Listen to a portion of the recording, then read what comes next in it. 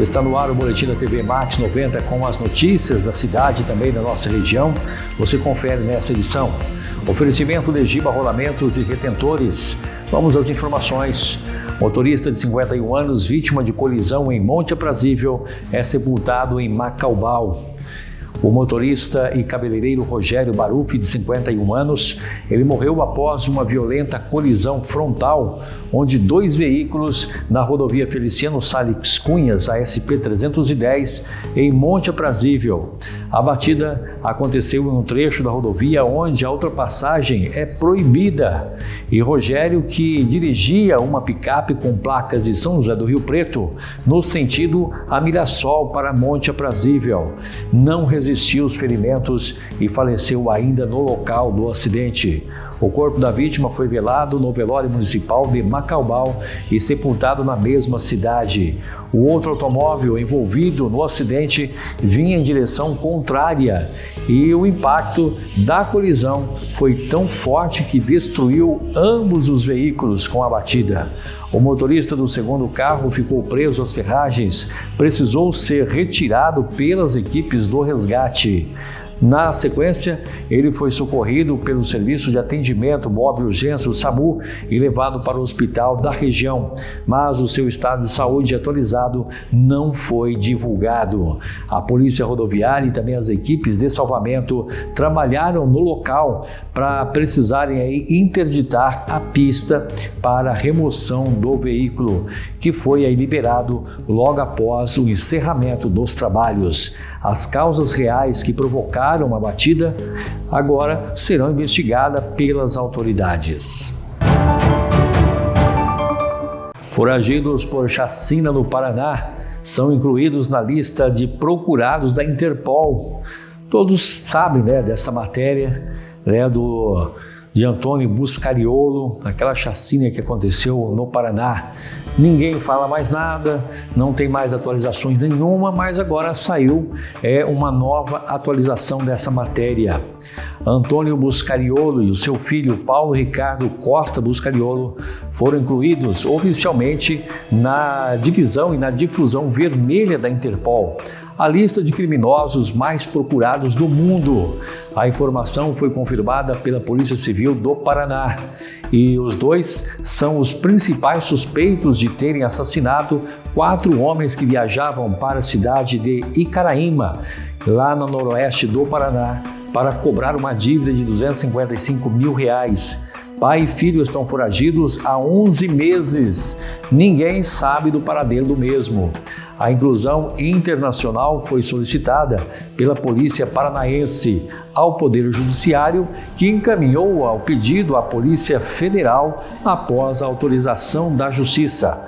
O delegado Tiago Andrade, ele explicou que a medida cumpre todas as etapas legais e garante aí o compromisso do Estado brasileiro de pedir a extração da dupla caso eles estejam localizados e detidos em qualquer outro país. Então agora esse mandato vale para qualquer lugar que eles estiverem, hein? Por outro lado, o advogado de defesa dos suspeitos, Renan Fará, ele declarou receber aí a notícia com preocupação. Ele questionou que a manutenção da prisão temporária por quase 1 ano e confirmou que a defesa ainda não teve acesso integral aos documentos da investigação, o que prejudica o direito da resposta do cliente. O crime aconteceu em agosto do ano passado, para a gente recordar um pouquinho aqui, para vocês relembrar tudo como aconteceu. Quando Robisley Hernani de Oliveira e também Rafael Juliano Mascarana e Diego Henrique, eles saíram de São José do Rio Preto, interior de São Paulo, contratados por Arthur Gonçalves de Souza para iniciar aí a cobrança dessa dívida referente à venda de uma propriedade rural. E segundo as investigações, o grupo foi atraído para uma emboscada. A transação envolvia 10 notas promissórias que nunca foram pagas pela família Buscariolo. No início das investigações, pai e filho chegaram a prestar depoimento na delegacia, onde negaram qualquer envolvimento em qualquer relação com aquela dívida, mas sumiram da cidade logo após serem liberados. Se não deve, por que que sumiram? Aí é que fica o ponto de interrogação. Se não deve nada, se não foram eles, deveria ficar lá, acompanhar as investigações, mas eles fizeram ao contrário. Foi lá, deu depoimento e sumiu do mapa, hein? Após semanas de buscas, o carro utilizado pelas vítimas foi encontrado em setembro, enterrado em um esconderijo subterrâneo em meio a uma mata fechada na área rural de Icaraíma, apresentando marcas de tiros e vestígios de sangue. Dias depois, os corpos dos 4 homens foram localizados enterrados em uma vala a cerca de 650 metros de distância de onde estava o veículo enterrado. Os exames da polícia científica confirmaram que todos foram mortos a tiros. E a polícia reforça ainda que o caso segue sob sigilo, mas as buscas continuam intensificadas para capturar os acusados dessa chacina. Idoso de 73 anos de idade perde R$23 mil em golpe dentro de agência bancária em São José do Rio Preto.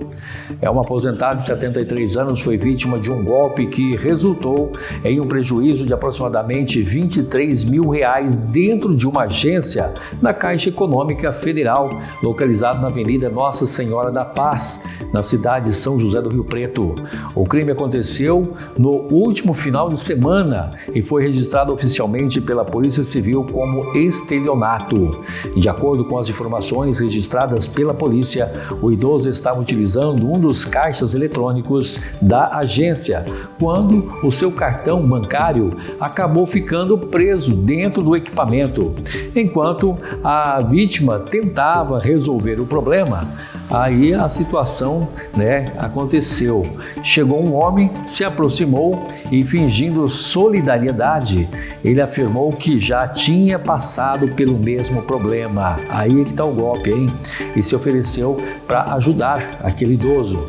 E segundo as orientações do golpista, o idoso digitou a senha no terminal na tentativa de liberar o cartão dele que ficou preso no equipamento.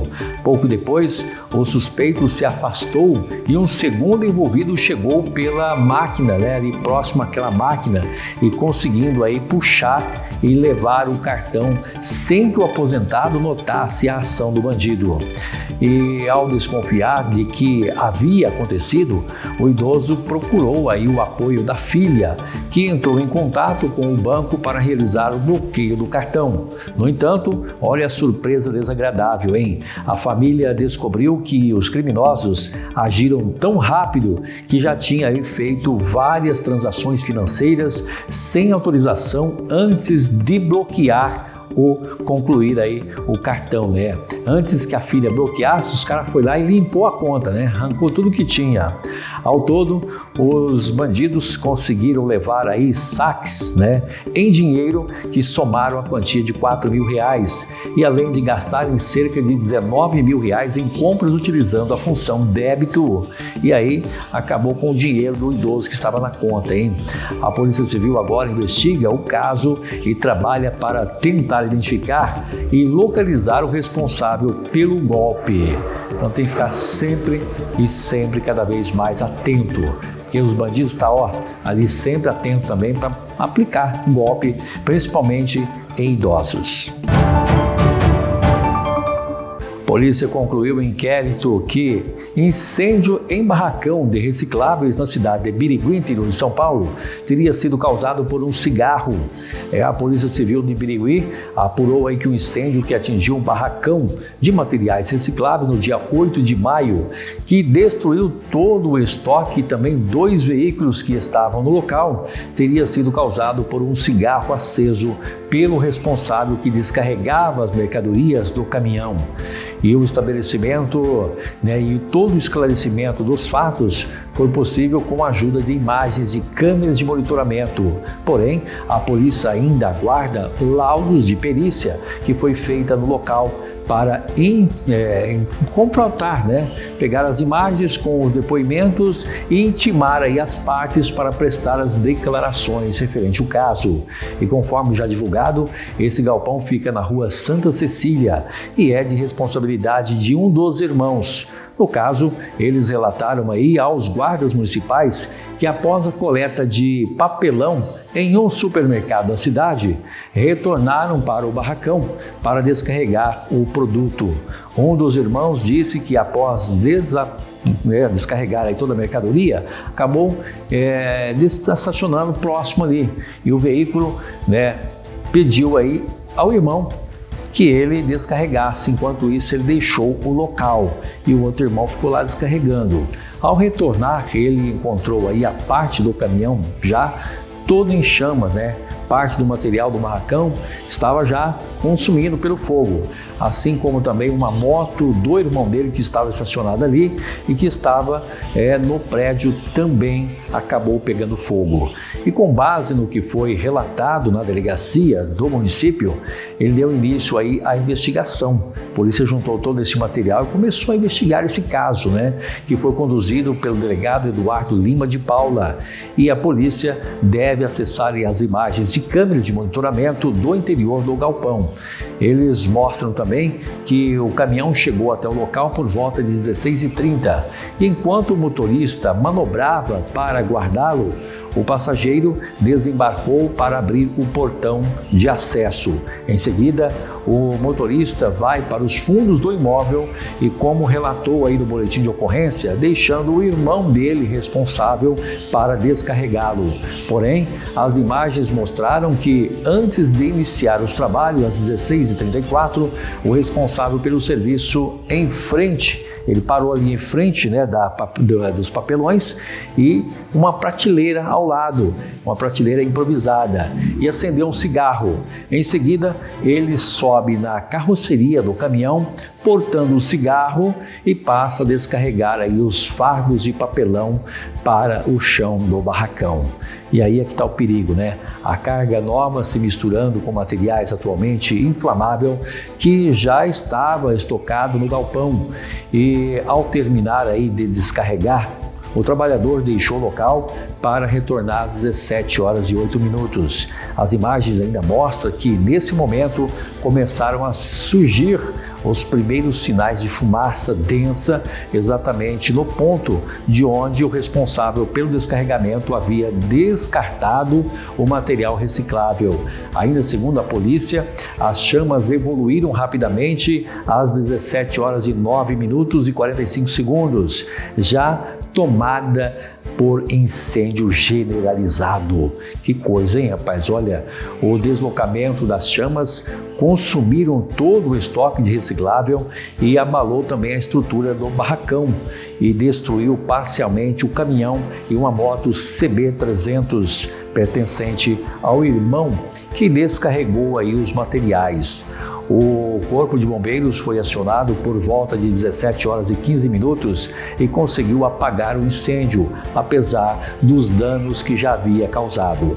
E para a polícia, as evidências mostram que o incêndio foi provocado diretamente pela conduta do responsável pelo desembarcamento da carga do caminhão e por acender e fumar um cigarro em ambiente fechado, subitamente repleto de materiais de facilidade em combustão.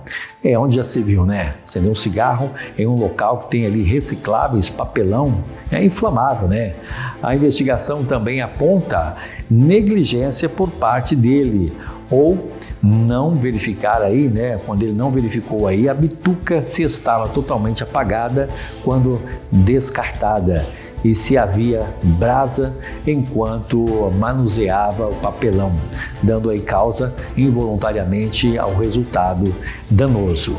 E para a polícia, o caso foi configurado como incêndio culposo, previsto no artigo 250 do Código Penal, quando a pena prevista de 6 a 2 anos de prisão, hein? Se for realmente condenado, ele pode pegar de 6 a 2 anos de prisão. Por expor aí o perigo de vida e também a integridade física de patrimônio e também da coletividade do irmão dele. Mesmo que sem a intenção detalhada de provocar o dano, mas agindo com culpa estrita. E como foi esclarecido aí, os fatos, o delegado irá requerer ao intitulado, a criminalista, que seja apresentado os laudos da perícia para poder dar andamento aí no inquérito policial. E após receber a documentação, as partes envolvidas serão intimadas para prestar declarações e será instaurado um termo circunstanciado, já que, nesse caso, trata-se de um crime de menor pendência ofensiva. E, portanto, a polícia concluindo esse inquérito e desvendando onde surgiu o incêndio que destruiu aquele galpão na época dos fatos. Essas são as informações do Boletim da TV Max 90, que volta a qualquer momento em nossa programação. Oferecimento de Giba Rolamentos e Retentores.